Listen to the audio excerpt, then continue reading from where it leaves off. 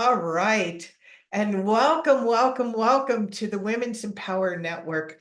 I am so excited to have our guest with us today, Elizabeth, and she has a very interesting story.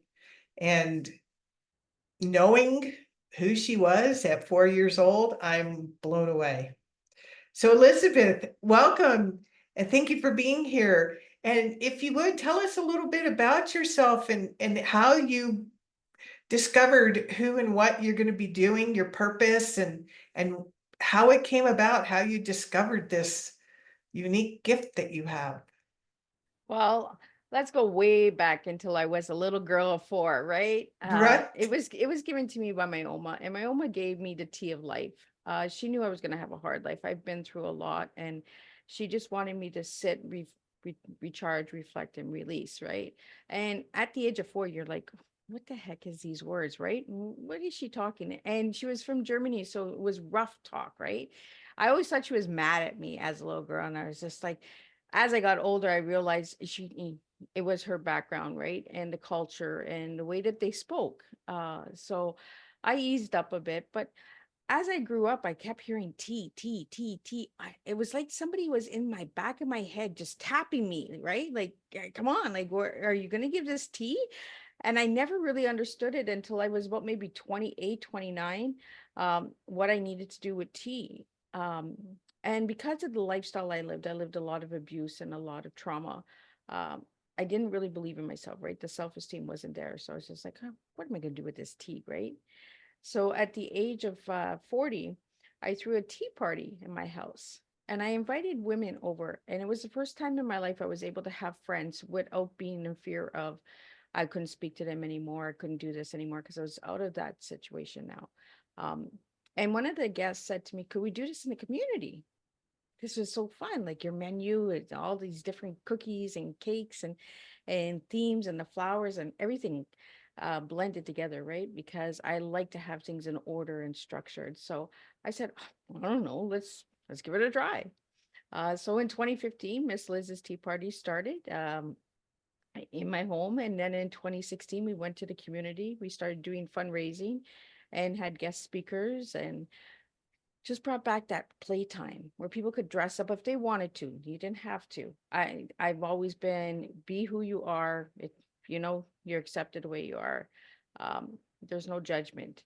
Because sometimes, we get out of bed and that's a lot. So we have to get up and we have to go. So when they came to my tea party in 2016, they were blown away and they were like, "Oh, wow, what is this? Like, this is so different." Um, and they got to play, they got to, have some fun because sometimes when we're adults, we're just so serious, right? We're always like, so I was just like, no, just spill the tea, just let it flow, have fun. Um, and then in 2019, I knew something was coming. I was also a Sacred Hearts Rising Leaders for Change, and I knew something was coming. I just had this feeling like something was coming. And what I did in my community tea parties was I had speakers. I spoke to people one on one, sat at tables and asked them what they got from each thing. So I went virtual and I created the Miss Liz's Tea Times podcast. And since then, it's been 5 years. And so far, I've done 338 interviews, 67 different countries, 105 different topics. So the tea just keeps flowing, right? And we just keep spilling and we keep making these memories and moments of just pausing. And that's what my Oma wanted me to do was pause in life and just reflect and recharge and release and get to know people and get to understand why we serve the way we do. So all of my guests get asked what you can see in the back here is what is your tea? It's not the beverage. It's what are you serving? What is your past, your present, and your future? What are your goals in life? What are your um, paths that you want to take that is different? Because so many of us want to I just want to do what everybody else is doing. I just want to have it easy. I just want to have all the money. I just want to do a book. I just want to, but what do you want to do? Maybe it's just creating a beautiful flower bed or creating a gathering or writing a book or sitting down and getting involved in your community, volunteering, because these are all different teas, right? These are all different avenues of life. And that's what Oma was teaching me at the age of 4. She was just teaching me that Life was going to be hard, but you can make a difference with the hardness. Take that pain to purpose and really spill it and make a mess. Wow, that is so beautiful. I love that. If I could take you back, um, you were mentioning, that there was different abuses when you were younger, sexual abuse and mental and physical abuse. How did you start your journey of healing, and go from a victim to living your own life on purpose? Well, that happened when I found this book called Hear Me by Brenda Hammond, and I didn't even know what the book was about. It was like that tea was calling me, right? It was like pay attention. And I wanted to be heard all my life because of the abuse. I wanted people to know that what was happening was true. So I was like, oh my goodness, this book, hear me, hear me, hear me. So I reached out to Brenda Hammond and I said, I don't know what your book's about, but I want to know more. And I found out that her book was about child abuse as well, sexual abuse. And she was 5 and I was 4 when mine happened. So we resonated together. And then she put out this call for grandparents to share on the loss of their grandchildren. And she was putting an anthology together. And she wasn't getting a lot of callbacks for that one. So she said, well, what if I just put about different stories of overcoming, right? The adversity of overcoming our challenges and our struggles, abuse and trauma. And boof, Sacred Hearts Rising came to life. And I asked Brenda, I said, would my story be good? Could I do this? And she said, absolutely, go ahead. Well, I didn't think that. I never wrote a book before. I never, you know, I sent it, we were supposed to send in 1,500 words. I sent in 9,000. She's like, you got a whole book here. You have a lot, girl. And I said, well, I've been through a lot. And she said, well, let's break it up because I know there's going to be more than one Sacred Hearts Rising book. She knew that there was going to be a couple of them. So she said, let's break it up in chapters. So I wrote in 4 of those books. It's a 4-book series, and I wrote in all of them. And I'm really blessed that Brenda was there because she heard me. Her book heard me, and that started my journey in writing and healing and saying, you know what, my story does matter, and there are people out there that will read my story and say, "Whoa, if she can do it, I can do it." If she can speak, I can speak. And that's what I want to give when I share my stories. I don't share it for titles or awards or anything like that. I share it more for that little girl or that little boy out there that is somebody hear me, right? Somebody come and hear my tea. Come and hear what I have to spill.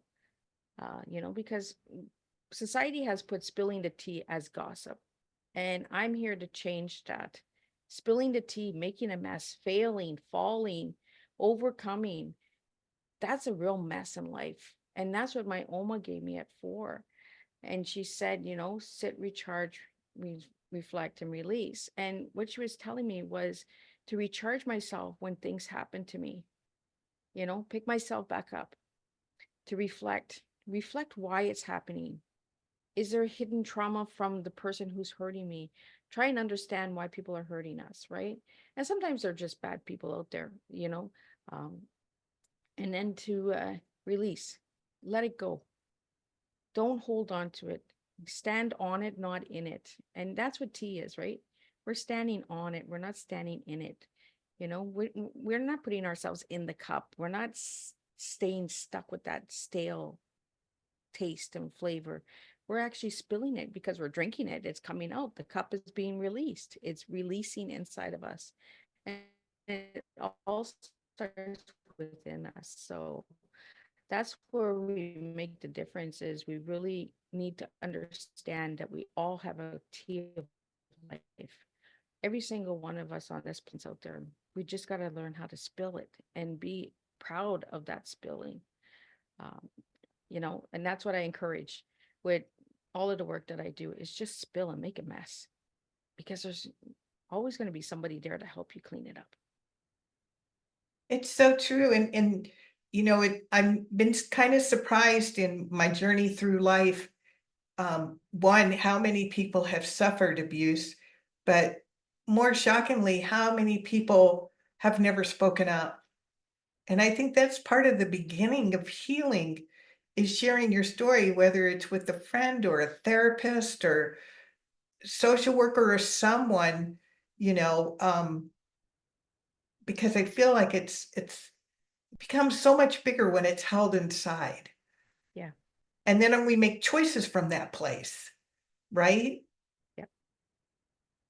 It And I is. think I think what we really do is we hold on to it too long, right? And we end up hurting ourselves more in the end. And whoever abused us, whoever took advantage of us or betrayed us, they're not living with all of that heaviness. They've already carried on with their life, right? They're already on maybe to the next victim, or they're just moving along.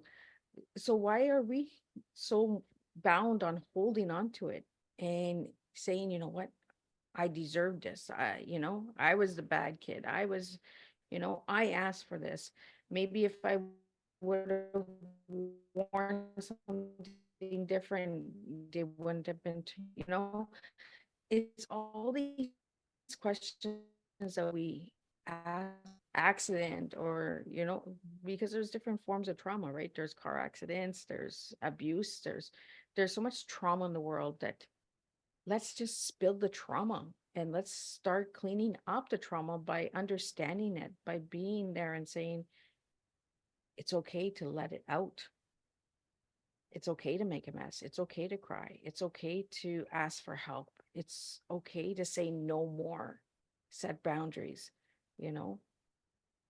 It is, and a lot of times, I mean, for myself, it was like I made a decision, this is never going to happen again. It was like just a declaration I made to myself, and therefore I kind of started showing up different in life. And then the other thing, there was something else that came to mind about it. We'll come back to it.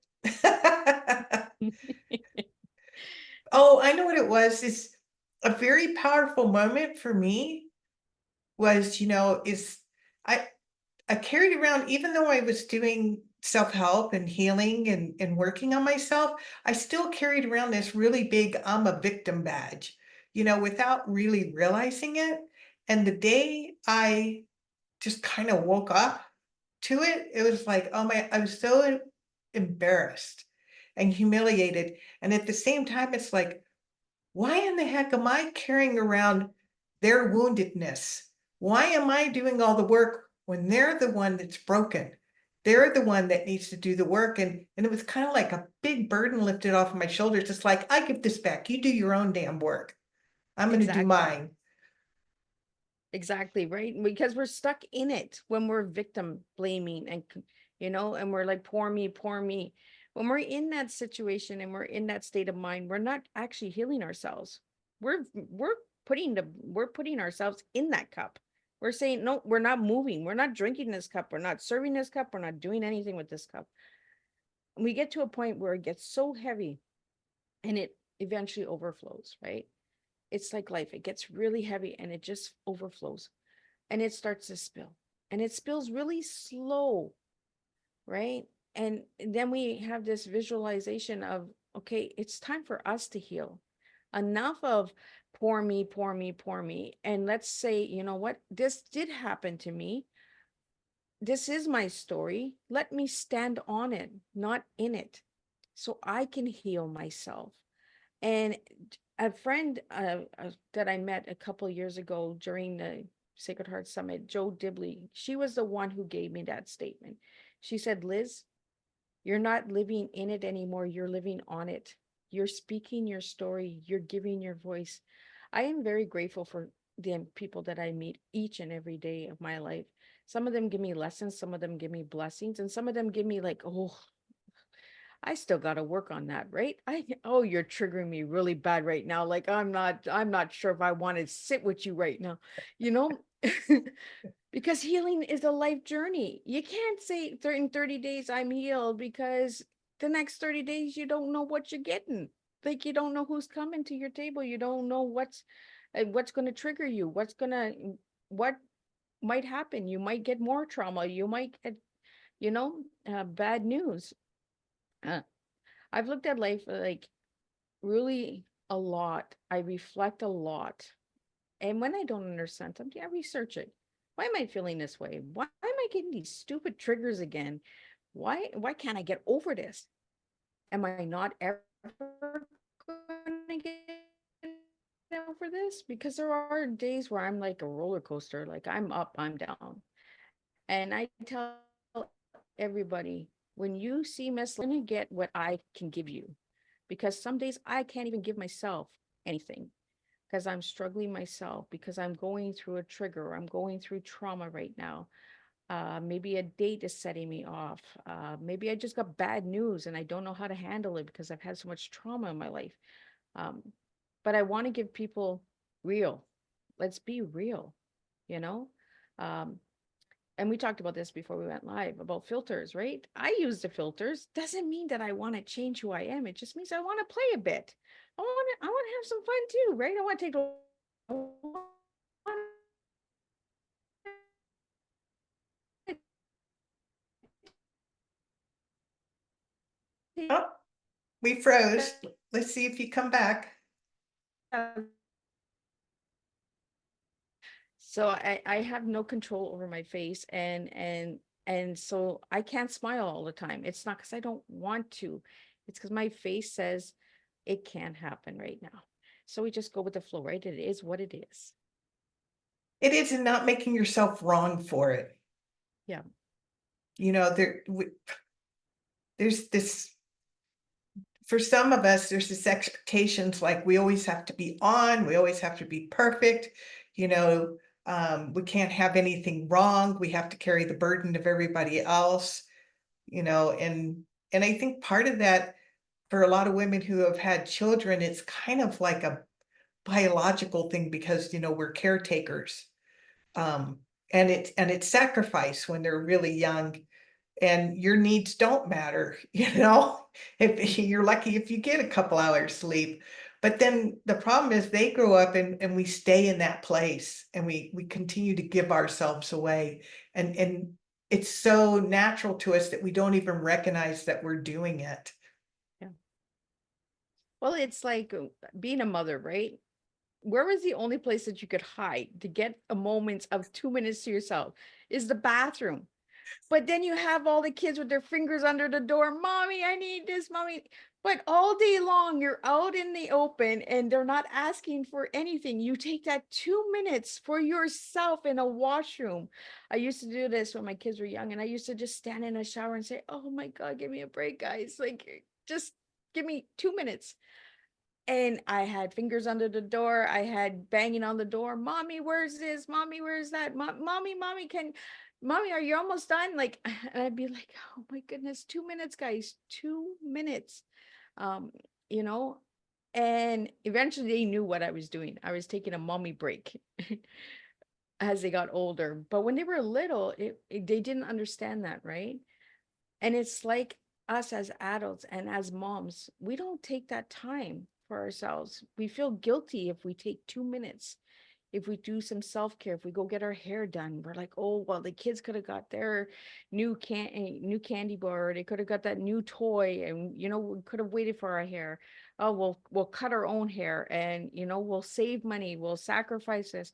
As a mom, we do this, but eventually that too overflows, and then you get the regrets, you get the resentment, you get the, well, I matter too. Like, okay, I'm your mom, but mom too needs to have her time, you know? And my kids and me have had these conversations where I'm someone's kid too. I need to have things too, you know? Um, we really just have to start having conversations with our kids and conversations with our partners and spouses and our friends. you know Sometimes we ourselves as friends, we give, but then when it's our turn to need something, that friend is not there for us. And it's because we're the giver, right? We give and give and give, and that's what a mom does. They give and give and give and give, and the cup overflows and it makes a mess. So it goes right back down to the T, right? We're always going back to that T. What's within ourselves? Why are we always giving and not asking? Is it from childhood trauma? Is it from abuse? Is it from being abandoned as a child? These are things that we have to look at. And this is why we serve differently. And this is why we bring tea to the table.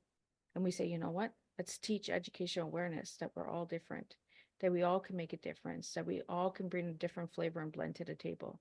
Let's have an incredible tea party by just bringing all of these different characters and scents and foods and blends and have fun and play, you know, as adults play, and take your pain and turn it into a purpose, um, and be okay with people saying, "What the heck is she doing?"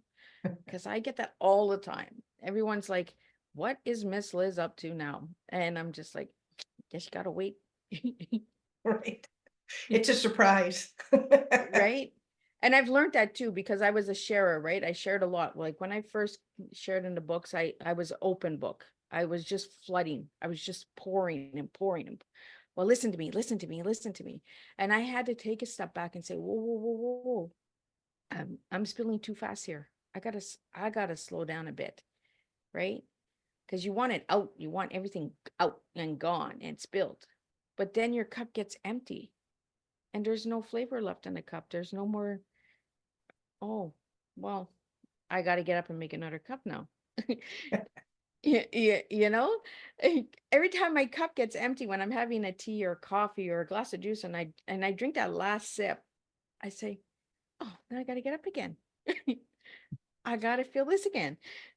And that's how life is. We're always feeling ourselves, right? Mhm. So just take time for yourself and spill gently, spill like a lot, spill a little. There's different spills out there, but just have fun and just be yourself. You know, I'm not no educated woman here. Like I don't even have a grade 12. I tried 3 times and I'm just like, oh, okay, it's not meant for me. Universe is telling me nope. Teach from life, and that's what my Oma told me at 4 was teach from life, teach from your cup. you know Y- y- we're so focused on teaching a certain way that we forget that there's different out there, there's uniqueness out there, um you know and people are bringing different flows and blends to the world that we're not seeing all the time because we're so focused on what society tells us. This is how you're supposed to learn, this is how you're supposed to live, this is how you're supposed to be. you know I come from a family that was very old school, where it was, yeah, barefoot, pregnant, and marriage, whether you liked the person or you didn't like the person, and it took me down a lot of journeys that gave me a little bit of strength in my tea. Um, and I wouldn't change it for a world. All the things I've been through, this is my story, and I had to go through it. I had to live through it in order to have this voice to be here today with you. So, That is so beautiful. And I really love your analogy with the tea and that we're all a different blend and a different flavor and different strengths. So I love that. Is there any parting words of wisdom that come to mind that you would like to share before we leave today? final words would be just spill your tea. Be you. Be your unique self. Be silly, play a lot. I just want to change the world with tea. And I know I can, because right now we're changing our lives by sitting and having this conversation. That's how changing the world is, guys. It's not this big master plan that poof, you got to want and there's peace on earth, because that ain't going to happen, guys. But just learn to accept each other and say, you know what? Okay, that's not my cup of tea. And that's okay, because there's always another cup of tea, there's always another table, there's always another way of doing things. And it's okay. Just start to accept one another and understand that we all bring something different to the table. So those are my parting words. Just serve your tea and understand that tea is the past, present, and future, and we all time travel. So have some fun with time travel. You just never know where it take you. That's so beautiful, Elizabeth. And thank you so, so much for being with us today. And for the audience, we'll go ahead and put her contact information above this interview so that if you want to get in touch with her, you can do so. So thank you so much, Elizabeth. Well, thank you so much for having me.